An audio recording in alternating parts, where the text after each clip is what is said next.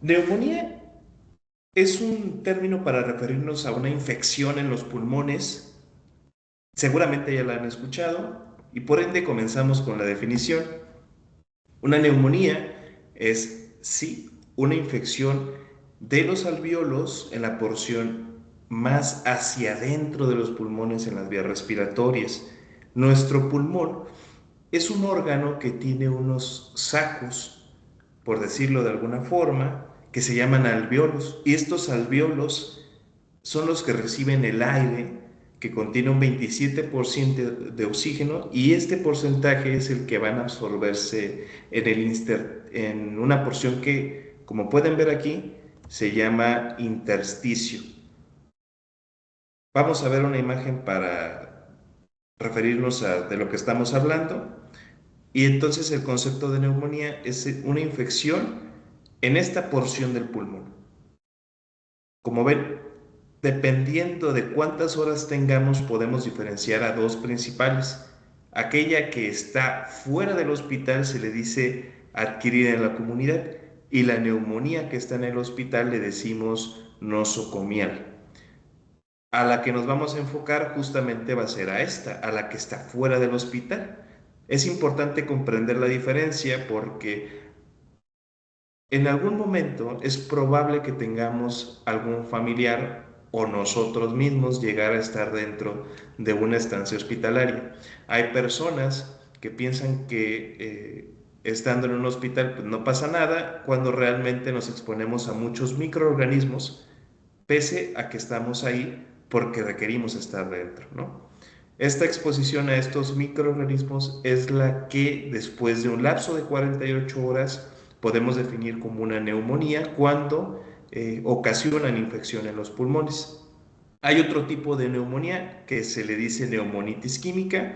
Es una inflamación del pulmón que se genera por la inhalación de sustancias químicas que llegan a nuestras vías respiratorias.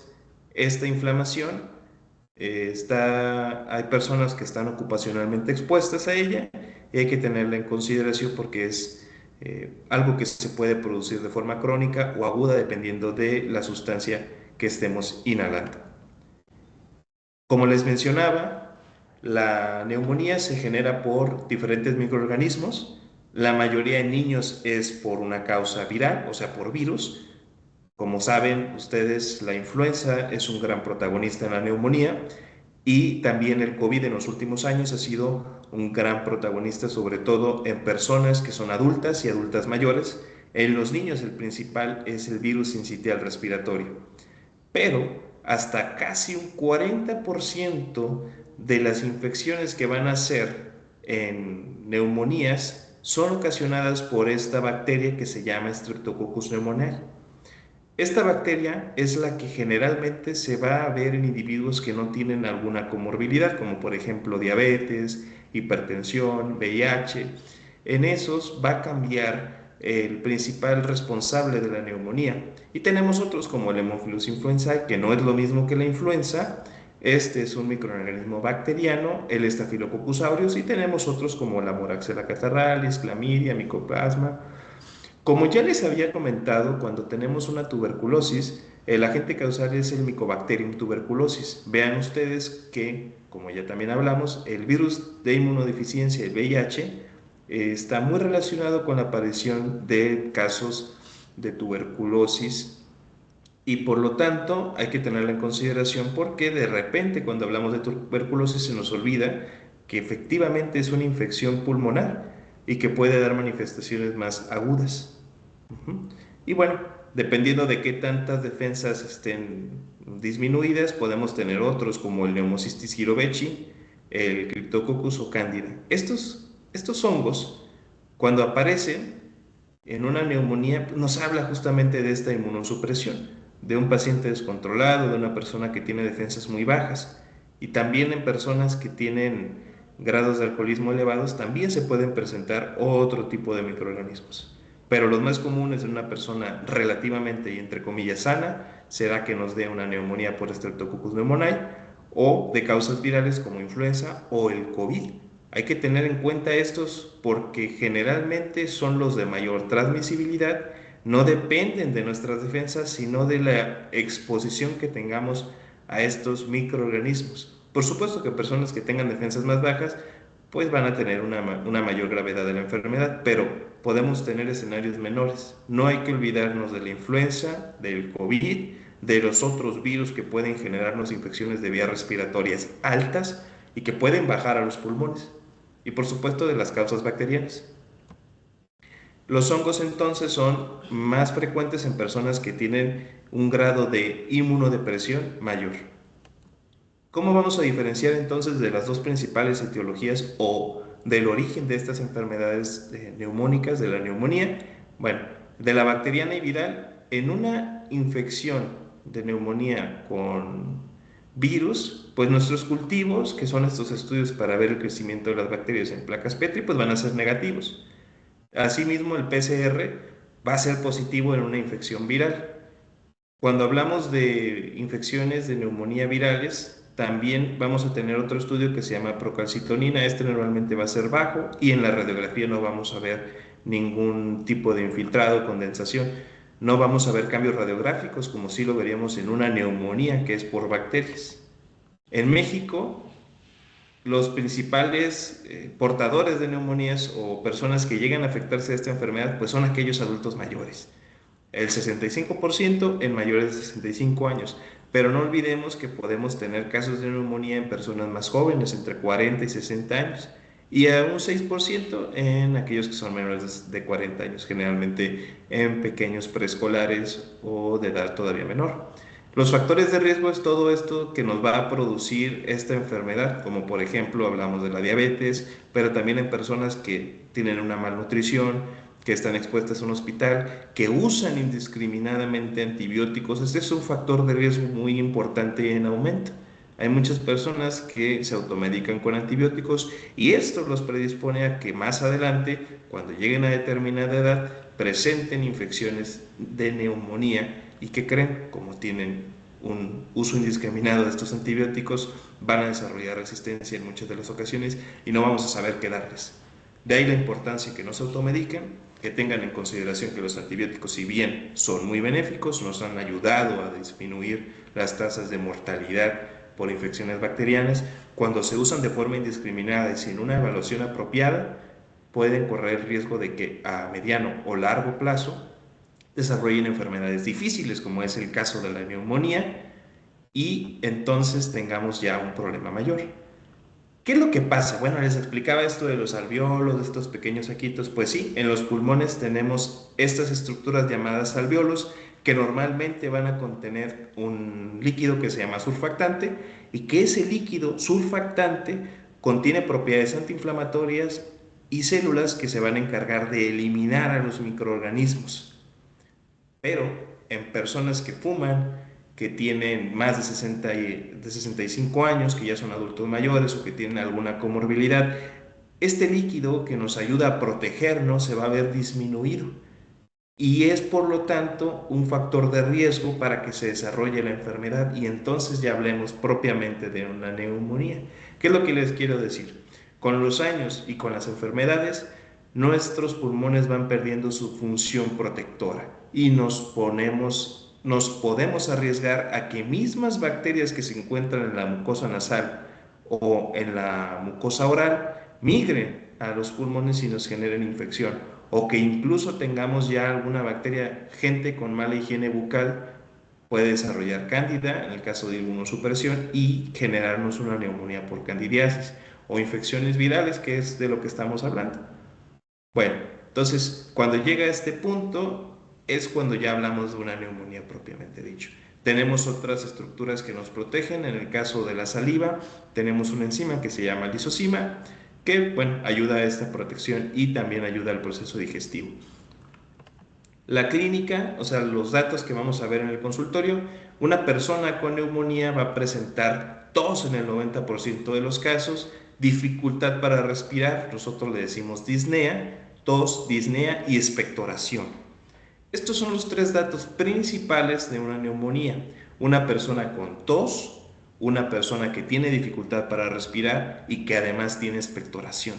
A esto le agregamos fiebre, que no siempre está presente, pero hay que considerarla, sobre todo porque hay gente que cuando llega con nosotros, pues ya tomó algún paracetamol, ibuprofeno, y bueno, pues hay que tenerla en cuenta también. En el adulto mayor, el inicio de una neumonía es insidioso, tiene generalmente cierto grado de confusión, estado mental alterado, se le ve respiratoriamente más exacerbado y bueno, dependerá de la gravedad, como vamos a hablar. Pero sí, los datos clínicos, los datos que nos hablan de la enfermedad de neumonía son tos, dificultad respiratoria y expectoración. Recordarán que cuando hablamos de tuberculosis teníamos tos, pérdida de peso y fiebre. Los datos se parecen, pero es la expectoración y la ausencia de pérdida de peso la que nos va a orientar a sospechar de una neumonía. También el contexto epidemiológico, no es lo mismo una persona que tiene acceso a vacunación que aquella que no la tiene, y tampoco si tenemos alguna persona con tuberculosis. Es decir, va variando el escenario y esto nos va a orientar a diagnósticos distintos, como la enfermedad pulmonar obstructiva crónica, que fue otro tema del que también hablamos, la tuberculosis o ahora que es la neumonía. Tiene sus diferencias. En el caso de neumonía, entonces, tos, dificultad para respirar y expectoración. El diagnóstico lo vamos a realizar con los datos clínicos de los que hablamos y además vamos a solicitar una radiografía, que en el caso de una neumonía bacteriana va a tener datos que nos van a orientar a que efectivamente confirmemos el diagnóstico ya con los datos radiográficos. Podemos pedir otros estudios, como el caso de los cultivos, de secreciones, el estudio más generales de sangre, como en la biometría vamos a ver aumento de los glóbulos blancos. En el caso de los hemocultivos, la sensibilidad es menor y nos sirve para dar cierto tiempo de antibióticos. Y bueno, ya dependiendo de lo que esté generando esa neumonía, pues le van a pedir estudios más específicos. Pero el primer estudio a solicitar siempre va a ser la radiografía. Aquí podemos ver esos hallazgos de los que hablamos, que en casos leves de neumonía por virus no vamos a ver. De todas formas, considerar solicitarla cuando ya tengamos dificultad respiratoria, sobre todo. ¿Y qué datos vamos a ver en una radiografía? Sobre todo vamos a ver estos infiltrados, estas opacidades que, como ven, esto blanquecito que vemos, pues no es bueno. Nos está hablando de ese proceso de neumonía, de estos infiltrados en los espacios intersticiales que dijimos es la porción más pequeña de los alveolos en donde se lleva a cabo el intercambio de gases para que pueda llegar el oxígeno hacia todo nuestro cuerpo. Bueno, aquí es donde vamos a ver la afección. Todo esto blanquecito que vamos a ver, pues ya nos estaría hablando de una neumonía. Eso sumado a los datos clínicos de tos, dificultad respiratoria y expectoraciones. Una tos con flemas que viene desde los pulmones.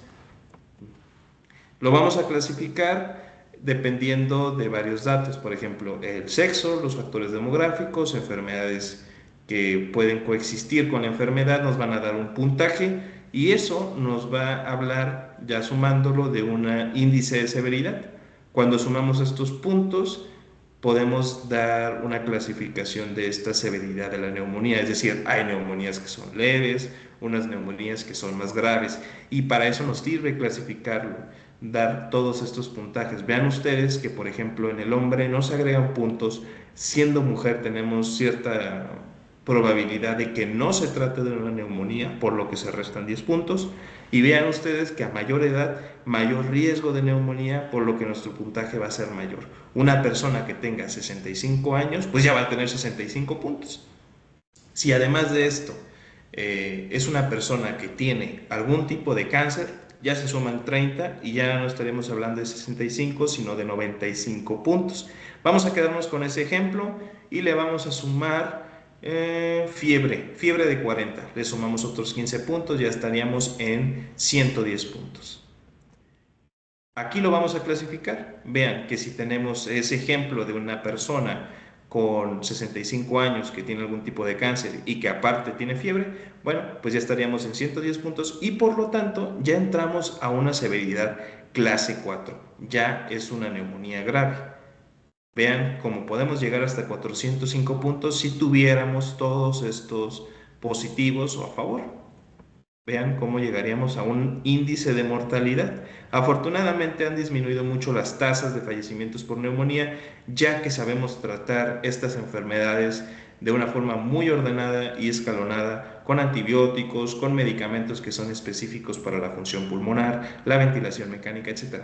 cosas más complejas que nos van a ayudar a que la persona no fallezca a causa de una neumonía, pero no olvidar que el uso indiscriminado de antibióticos, el fumar, el no hacer ejercicio oportunamente, el cuidarnos de no tener comorbilidades como diabetes, hipertensión, bueno, el no cuidarnos nos va a generar mayor riesgo de presentar estas complicaciones. Una neumonía ya es una enfermedad complicada de por sí. Si le sumamos todos estos datos, bueno, pues tenemos mayor riesgo de fallecer a causa de una neumonía. Y créanme que las personas sufren mucho cuando tienen esta enfermedad.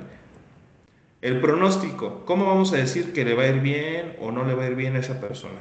Bueno, hablamos de una mortalidad estimada de acuerdo a la severidad. Sin embargo, también hay que considerar que existen otras escalas, la que utilizamos mucho porque es muy práctica. Comparen ustedes todos estos ítems versus esto, que son 5 puntitos. Bueno, pues es una enorme diferencia, ¿no? Aquí nos va a ayudar para decidir qué es lo que se va a hacer para esa persona. Ya vamos a terminar, miren. Por ejemplo, una persona que tiene neumonía y que está con confusión, como un adulto mayor, bueno, ya le sumaríamos un punto. Si la persona además se le hace un estudio en sangre que nos muestra esta proteína que se llama urea, que es un producto de desecho, bueno, si tiene más del valor normal, más de 19, pues se le suma otro punto. Si tuviéramos estos dos, y es una persona, por ejemplo, de 60 años, tendríamos una clasificación de mortalidad del 13% y el tratamiento sería en hospital, pero nada más 24 horas. Si aparte de esos dos datos de confusión y la urea le sumáramos que es una persona, por ejemplo, de 70 años, pues ya subiría nuestro riesgo de mortalidad hasta un 17% y ya se tendría que quedar en un hospital. Y así podemos ir sumando puntos. Vean que podemos llegar hasta la unidad de cuidados intensivos. Entonces, dependiendo del puntaje de estos datos en específico, es como vamos a decidir qué es lo que se va a hacer con esa persona. Le vamos a proponer eso a la persona y cuando son datos ambulatorios, es una mortalidad menor al 3.2%, pues el tratamiento va a ser unas tabletas, unas cápsulas de antibiótico para que se las lleve a su casa, claro, en conjunto con otra, porque ya hablamos de ciertas resistencias, y probablemente le va a ir bien a esa persona. Es dependiendo de esas comorbilidades de las que hablamos, de la edad, donde le vamos a ir agregando más dosis al tratamiento o como vean ustedes, otro antibiótico para que tengamos un mayor éxito terapéutico. Si tenemos casos de alergia, por supuesto, aquí no le daríamos analgésicos a la penicilina, amoxicilina, sino que buscaríamos las fluoroquinolonas. Se recomiendan los levofloxacino, moxifloxacino, bueno, quinolonas, que seguramente ya algunos de ustedes han escuchado del levofloxacino, que es el máximo representante de las fluoroquinolonas por su accesibilidad y su bajo costo. Uh -huh.